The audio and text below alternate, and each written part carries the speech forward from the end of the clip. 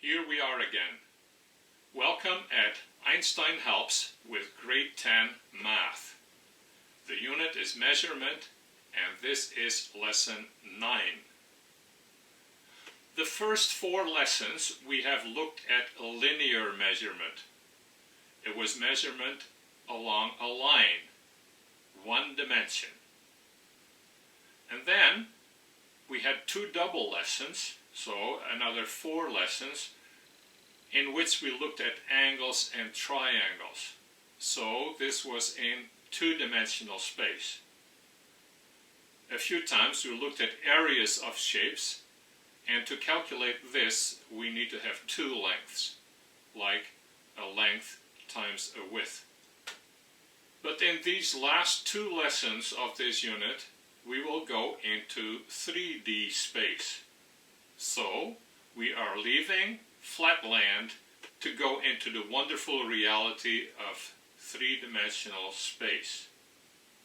In this lesson, we will look at 3-dimensional shapes like prisms, such as rectangular prisms and triangular prisms, and we will look at cylinders, and then we will also look at related shapes like pyramids and cones. And for all of these shapes we will look at 2 properties: surface area and volume. Now note that a surface area is actually 2-dimensional measurement, even though it is in a 3-dimensional space in reality. And then we will look at volume, and volume of course is 3-dimensional. So here we have 3 lengths that somehow we multiply, like a length, a width, and a height. So in 3D space, when we measure volume, the units will be in cubic centimeters or cubic meters. For instance, if I have a rectangular prism with dimensions of 2 by 4 by 6 centimeter, then the volume will be 2 times 4 times 6 is 48. But the units will be centimeters times centimeters times centimeters, that is cubic centimeters, or centimeters cubed. Let's first look at the terminology for the 3D objects that we are dealing with in this lesson. First, there is the prism. A prism is a 3D object where there are always 2 congruent polygons at the opposite faces. Remember, a polygon is a shape with 3 or more sides, and the sides of course have to be line segments. So 2 of them are the same, and they are at opposite sides of the prism, and between these ends all cross sections must also be the same size and shape as these 2 polygons.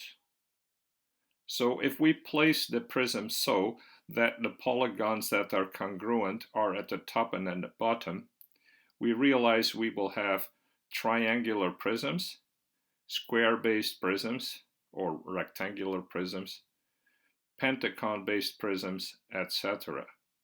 Here are some examples.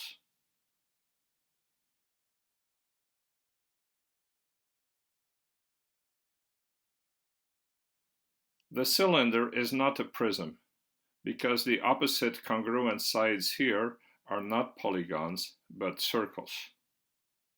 Here are some examples.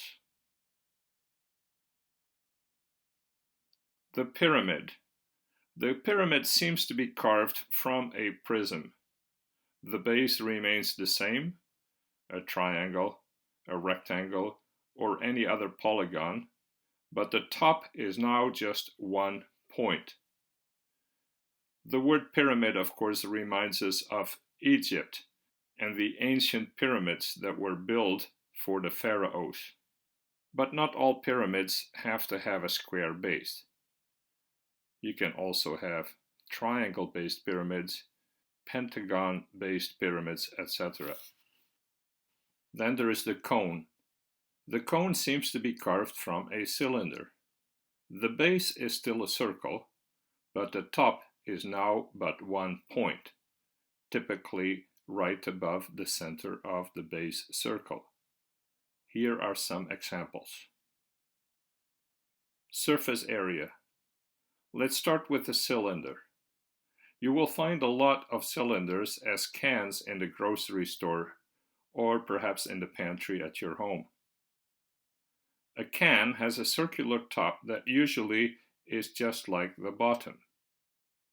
Do you know why it is rippled? With a can opener, we can remove these two circles. Each circle has an area of pi r squared. Pi is about 3.14 times the radius times the radius.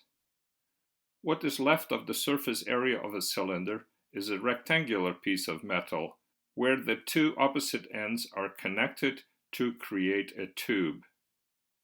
The width of this rectangle is equal to the height of the cylinder. What about the length of the rectangle?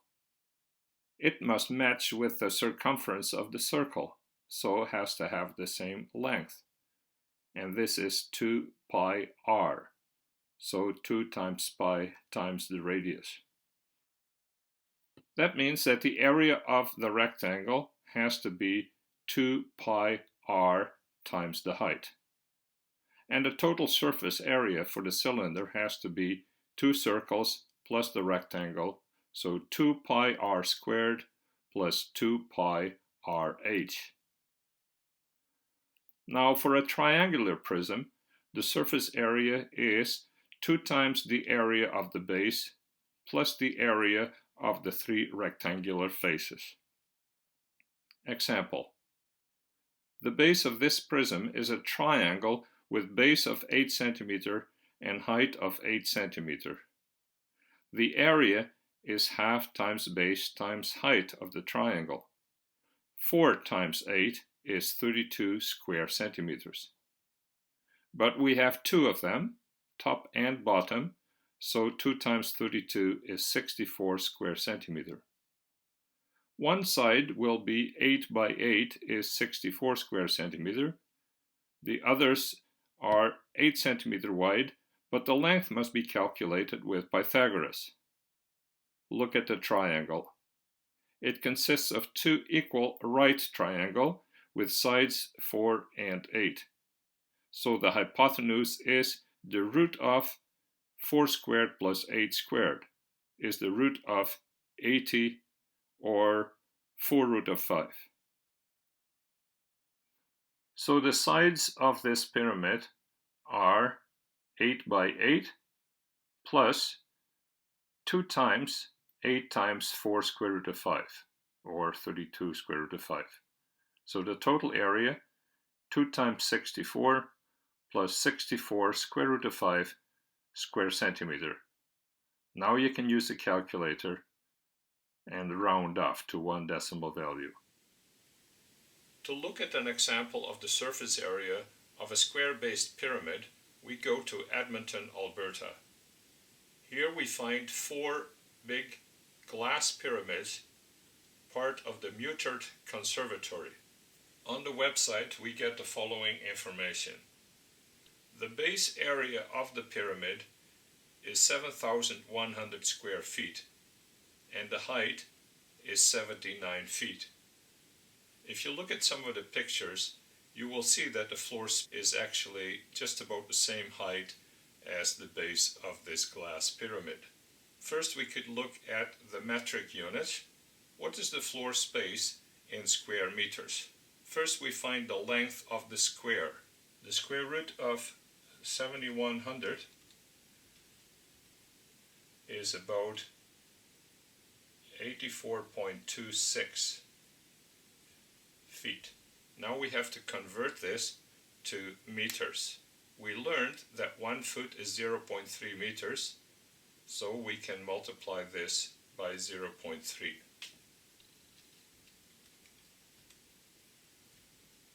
Now we find the length of the base in meters. It's about 25.28 meters. So then the floor space would be this squared because the floor is square. So we go 25.28 squared equals, and floor space, area of floor space equals 639. Well, 0.1, that's not really necessary, square meters. Don't forget the units. And this is your first answer.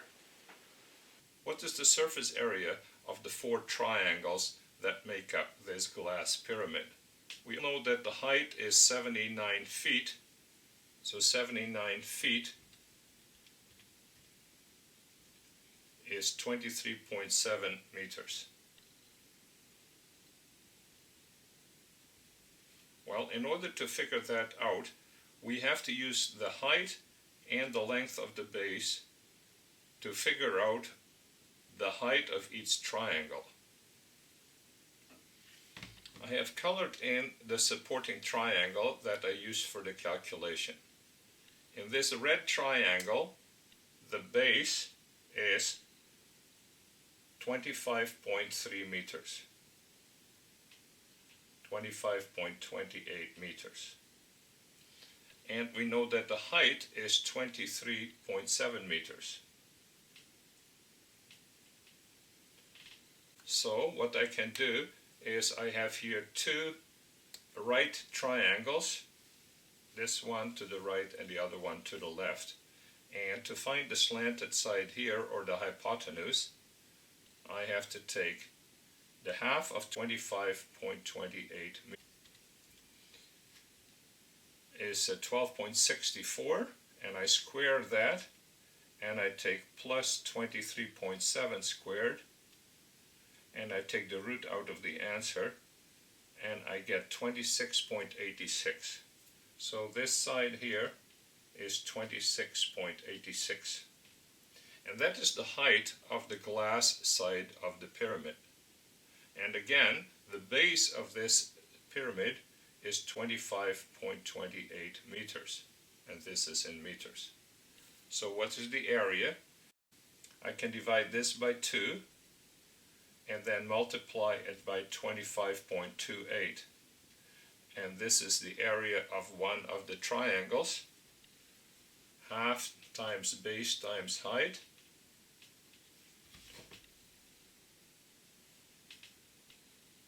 And that was 339.51 square meters. Let's see if that makes sense. I got about half of this times this, or half of this times that.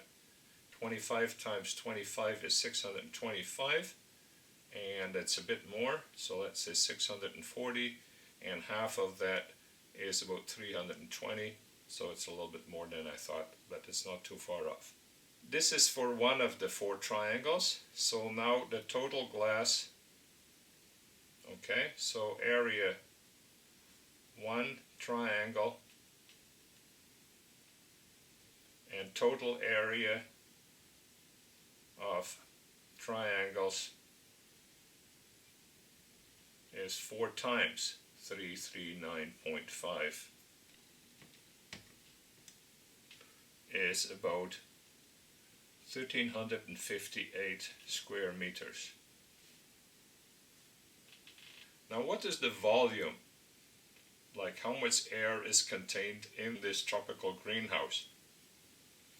This may be important for climate control. And in order to figure this out, I have to do the area of the base times the height divided by 3. So the volume is 1/3 times the area of the base times the height. Notice here I use a capital B because it's an area of the base, whereas here I have lowercase b for the base of the triangle. Well, it's 1/3 times 25.28 squared times the height of the pyramid, which was 23.7. So I do 25.28 squared times 23.7 equals divide by 3 equals, and I get the volume is 5,048.7 cubic meters. Well, how did it go? Do you like geometry? It's not that difficult, is it? There are some formulas you have to memorize, and then you have to just use the right formula, plug in your information, and know how to solve equations. Next lesson, we will look at one more 3D shape, the sphere. But first you need to practice. You need to practice calculating surface area and volume. Good luck.